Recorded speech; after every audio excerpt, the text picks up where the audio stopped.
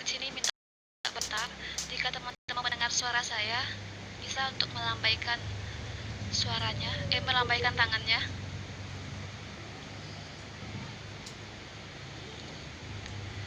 Sembari kita menunggu pemateri kita, mungkin kita terlebih dahulu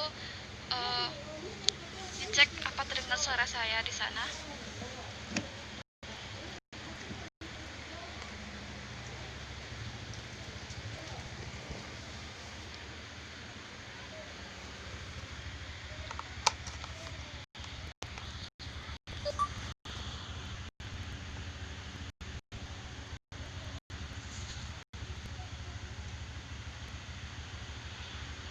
Menit menuju jam 16.30. Oh ya,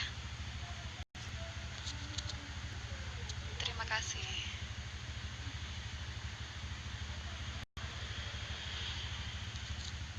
Oke, kita terlebih dahulu mengundang pemateri kita.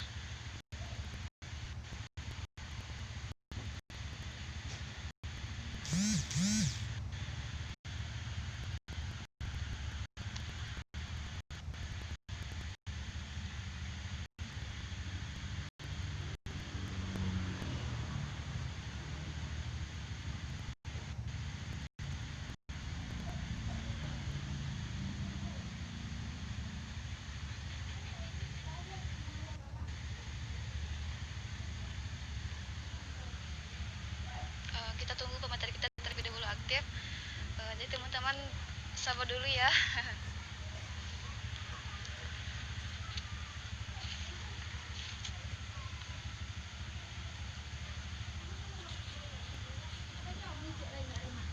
Alhamdulillah pemateri kita sudah datang.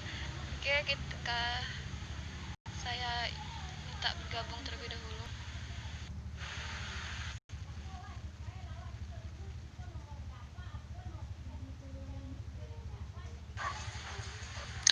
Udah bisa masuk ya? Halo. Assalamualaikum warahmatullahi wabarakatuh, Kak. Waalaikumsalam warahmatullahi wabarakatuh. Di mana sekarang, Kak? Sekarang kini sedang di Pariaman. Oh, udah di kampung ya, Kak? Udah di kampung, udah seminggu di kampung. Oh, Masya Allah. Baik, Kak. Mungkin sembari kita memulai, rapat terlebih dahulu menyampaikan sedikit informasi kepada teman-teman yang ada mungkin tetangganya, adiknya, atau saudaranya yang di SMA sekarang yang kuliah. Jadi teman-teman bisa mendaftar di STKIP Asia dengan SPMB stkipAsia.go.id. Jadi atau teman-teman bisa cek di akun STKIP Asia sendiri di bagian bio-nya. Oke. Kita lanjut aja, Kak. Ya. Bismillahirrahmanirrahim. Assalamualaikum warahmatullahi wabarakatuh.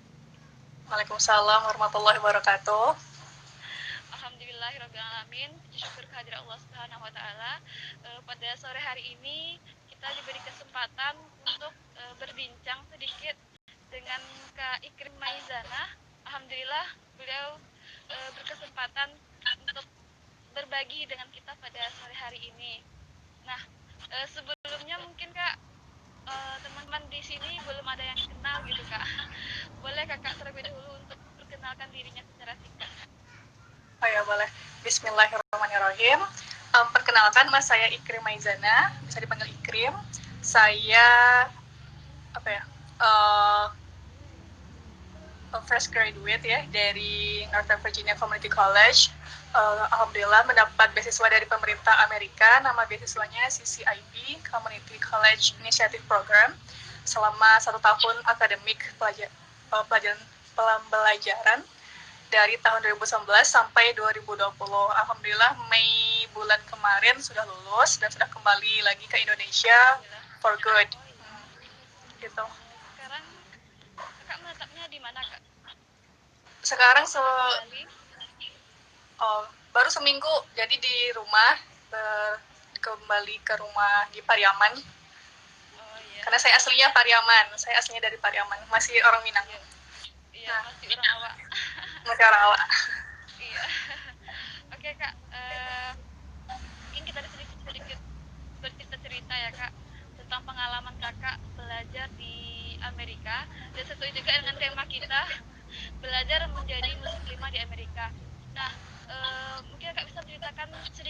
pengalaman kakak hingga sampai ke Amerika gitu kak.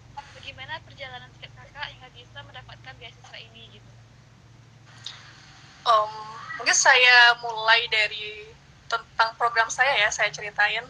Jadi Iya nama boleh. program saya itu namanya Community College Initiative Program.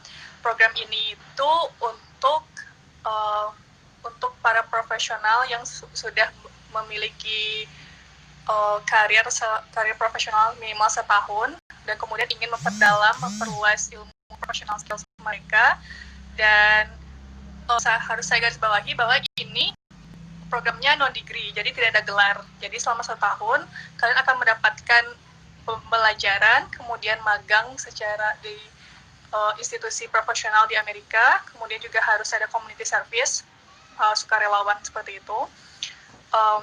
Dan juga sebagai penerima beasiswa, kita di negara lain kita pasti memiliki kewajiban sebagai duta negara kita sendiri, sehingga kita wajib untuk memberikan memperkenalkan budaya negara kita.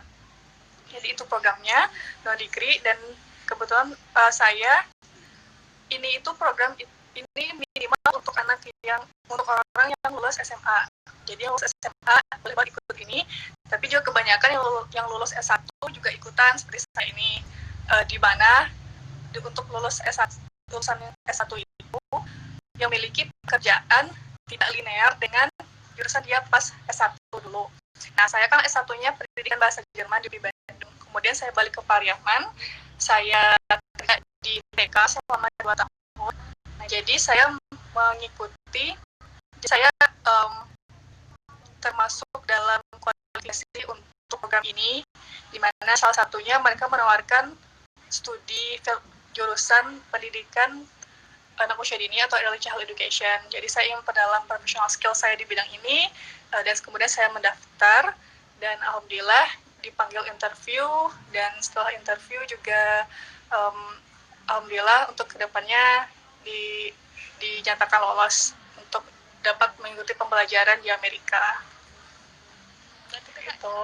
Di Amerika dari tahun 2019? 2019, iya setahun. Oh iya. Nah kak, selama di Amerika nih kak, apa sih tantangan bagi kakak gitu di sana gitu? Tantangan pertama itu karena kita di perjalanan itu, tetap pertama itu adalah untuk sholat di perjalanan. Kemudian juga setelah kita datang ke Amerika, tantangannya itu ya utamanya sholat karena emang nggak ada masjid kan. Jadi harus benar-benar harus paham. Kalau kamu ke luar negeri, kamu harus juga menambah ilmu fikih Islam kamu biar tahu gitu gimana fikih kalau jadi sakit di tempat negara yang baru, fikih sholat dan lainnya, berwudu dan lain-lain, tentang makanan, karena itu penting ya bagi yang harus halal dan thayyiban itu. Itu contohnya. Pernah juga untuk pengalaman sholat juga pernah sholat di taman, sholat di pinggiran toko karena susahnya di tempat kan. Dan sering juga awalnya ngerasa kayak malu kayak dilihatin orang, ternyata orang sana cuek-cuek aja gitu selama kita nggak mau melakukan hal-hal yang hal yang kriminal kan, kita cuma sholat gitu kan, jadi mereka juga tidak peduli. Berikutnya, apa sih yang motivasi kakak selama ini gitu kak, hingga kakak kan kemarin di UPI terus ngajar di TK gitu kan, terus akhirnya mendapatkan beasiswa ini, apa hal yang memotivasi kakak gitu? Untuk mengikuti program ini, dulu awalnya ya lulus di UPI kan, kemudian ada latar belakang keluarga lah gitu, jadi harus balik ke kota, balik ke kampung lah gitu. Dan waktu di kampung kan waktu itu qadarullah adanya dikasih tawaran untuk ngajar di TK, untuk kerja di TK di Pariaman. Karena waktu itu nggak ada kegiatan juga, ya udah bismillah coba aja dulu gitu kan, lagian emang suka juga sama anak-anak. waktu S1 di Bandung juga saya sering ikutan jadi ini pendamping. Jadi saya ikut kerja part-time di mana saya jadi fasilitator untuk anak-anak SD sampai SMP. Nah, jadi saya udah ada pengalaman untuk bermain dan bekerja bersama anak-anak. Di situ saya coba ya di TK coba nih. Alhamdulillah jadinya sudah nggak kerasa sudah 2 tahun aja gitu di TK. Dan kemudian saya juga menemukan beasiswa ini, oh ternyata cocok nih. Syarat-syaratnya juga nggak terlalu susah, nggak terlalu sulit persyaratan kalau ikut master degree. Jadi saya coba, bismillah, coba aja. Karena ingin memperdalam juga ilmu ini, karena saya masih awam kan, walaupun kelihatannya gampang gitu, bekerja bersama anak-anak preschool, tapi ternyata tetap aja kita harus ada ilmunya. Jadi yaudah, bismillah coba gitu. Masya Allah, luar biasa. Ya, bagi teman-teman yang ingin bertanya, boleh nanti ditulis di kolom komentar di bawah. Karena kita di bagian akhir nanti ada pertanyaan. Oh ya, siap. Berikutnya nih Kak. Kan gini Kak, ada yang bilang kan, perempuan itu untuk apa kuliah tinggi-tinggi atau pergi jauh-jauh gitu, menuntut ilmu, nanti ujung-ujungnya juga di dapur atau menjadi ibu rumah tangga gitu kan Kak. Bagaimana pandangan Kakak terhadap statement ini? Mengenai itu, wah, kayak banyak banget ya pro dan kontra dengan hal itu, tapi bagi saya ya sebagai seorang muslimah, sebagai seorang perempuan dan kita seorang muslim, kita harus bisa memiliki ilmu yang tinggi gitu, karena itu tidak hanya pertama itu ilmu untuk diri kita sendiri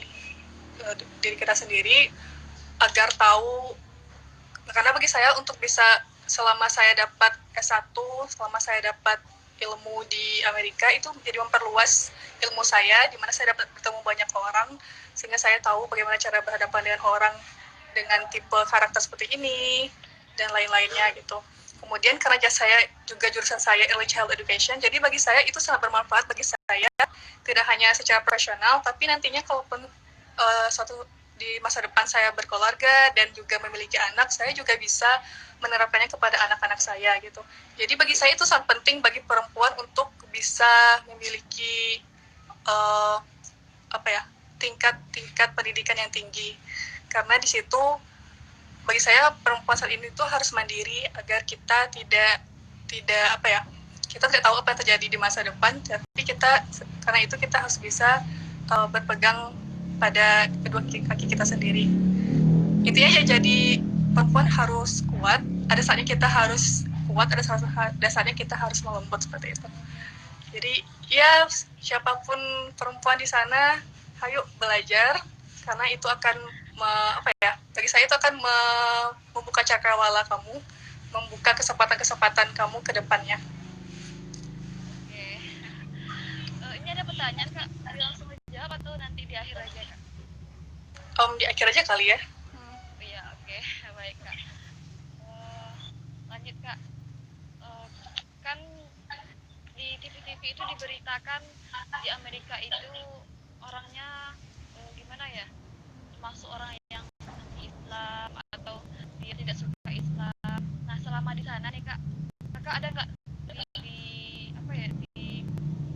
ada orang yang tidak suka atau gimana gitu Kak, intimidasi atau gimana gitu? Ada nggak Kak selama di sana gitu? Iya, paham. Awalnya pun saya sendiri memiliki kekhawatiran yang sama sebelum ke Amerika gitu. Gimana nih, pertama saya kerudung, kemudian kerudungnya juga panjang kan, berbeda dengan teman-teman yang lain. Terus juga misalnya bagaimana cara saya bersalaman dengan teman-teman yang bukan mahram gitu, apakah saya langsung bilang tidak atau gimana gitu. Semuanya banyak hal terlintas di kepala saya, bagaimana saya harus berhadapan di sana dan bagaimana pandang mereka tentang saya juga. Ternyata setelah sampai di sana, kekhawatiran yang saya khawatirkan itu tidak terjadi. Mereka sangat open, mereka terbuka dengan penampilan. Mereka tidak masalah dengan penampilan saya, mereka juga tidak masalah dengan kewajiban saya. Misalnya saat saya di kelas, saya misalnya Saya di kelas antara jam 6 sore sampai jam 10 malam, di mana saya harus sholat. Mereka tidak masalah apabila saya skip sebentar, kemudian saya pergi untuk sholat gitu. Jadi bagi mereka itu tidak masalah kan. Mungkin alhamdulillahnya saya tinggal di sekitar capital city, di sekitar Washington DC, di mana masyarakat di sana sangat beragam. Masyarakat di sana itu dari menurut saya berbagai ras, ada India, ada masyarakat African American, ada Hispanic, ada dari China, Korea dan lain-lain gitu. Kemudian dari berbagai agama pun di sana banyak gitu. Dan alhamdulillahnya di sana, mungkin karena sebelum saya berangkat saya benar-benar berdoa gitu, semoga di sana dapat teman-teman yang sama-sama, yang seiman, yang sama-sama mengajak saya ke dalam kebaikan gitu. Alhamdulillah di kampus pun saya dipertemukan dengan teman-teman yang berkerudung.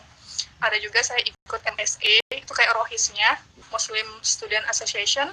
Jadi di sana juga saya ikut berteman dengan mereka dan juga belajar agama bareng gitu, dengan versi bagaimana Muslim perspektif di Amerika dan lain-lain. Jadi cukup menyenangkan bagi saya karena dapat teman-teman internasional itu dari berbagai agama juga, bahkan juga dari agama sendiri. Jadi alhamdulillah everything is fine sama di sana. Emang kita aja yang karena korban media kayak ini. Iya kayaknya kak. Soalnya di TV-TV kan sangat heboh banget Iya. dan pandangan orang-orang itu memang Amerika ini anti-Islam ini gitu kan kak. Jadi juga jadi Ya ternyata tidak masalah kok. iya, alhamdulillah. Kakak kan baru pulang nih kak. Jadi berarti kakak pas ada COVID-19 ini masih di sana gitu? Maksudnya gimana? Masih di Amerika kakak waktu pas udah ada Oh iya. Jadi kan di Amerika itu mulai dapat COVID-19 attack-nya itu dari bulan Maret, setelah kita spring break, setelah kita libur pertengahan semester kemarin. Jadi setelah kita liburan semester itu langsung dapat pemberitahuan bahwa kelas-kelas kita dipindahkan ke online class, kemudian kita harus stay at home, nggak boleh keluar-keluar lagi, di mana teman-teman yang udah ada planning untuk jalan-jalan ke tempat ini, tempat itu, otomatis batal. Iya, itu. Jadi kemudian juga awalnya saya tuh selesai programnya kan bulan Mei, jadi harus bulan Mei itu seharusnya balik. Tapi kan ada COVID-19 ini, jadi diperpanjang selama 3 minggu. Jadi saya diperpanjang stay-nya di Amerika selama 3 minggu sampai segala urusan kepulangan balik ke Indonesia dan urusan COVID-19 ini mulai agak mereda. Makanya baru bisa balik sekarang.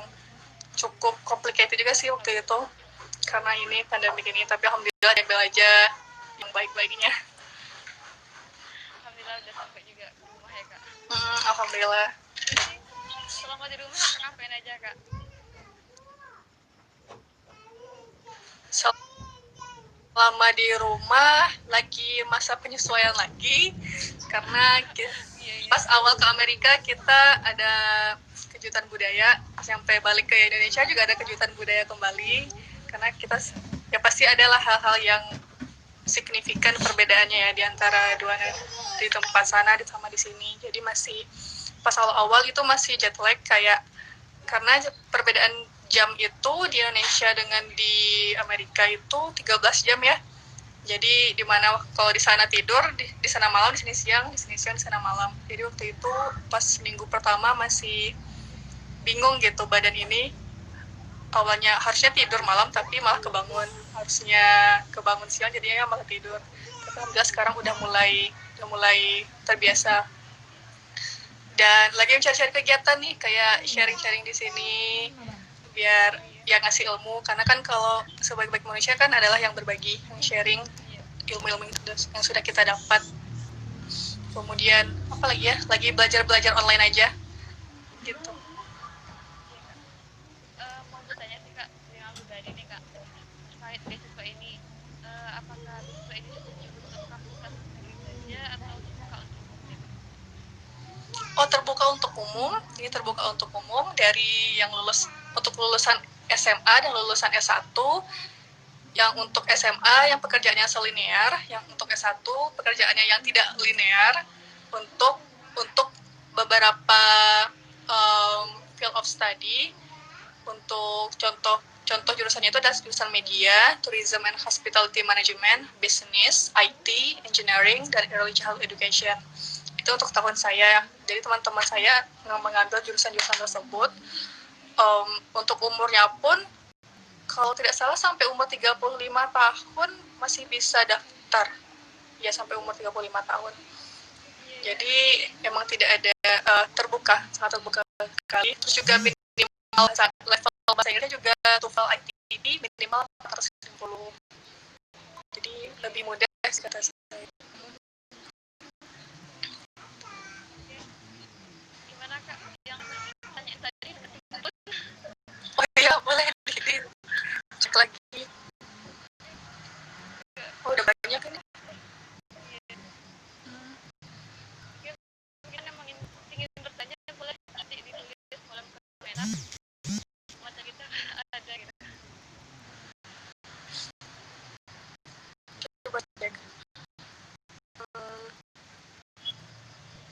Yang tadi itu Kak, katanya Kak apa beda bahasa Jerman dengan bahasa Inggris? Beda. Memang masih satu rumpun Germanistik, tapi secara grammar berbeda, pronunciation berbeda, totally berbeda. Tapi ada beberapa kata yang mirip-mirip. Tapi kalau mungkin bahasa Inggris itu kalau dibaca agak beda, kalau bahasa Jerman dibaca sesuai dengan apa yang tertulis. Dan ada juga untuk pengecualian beberapa kata.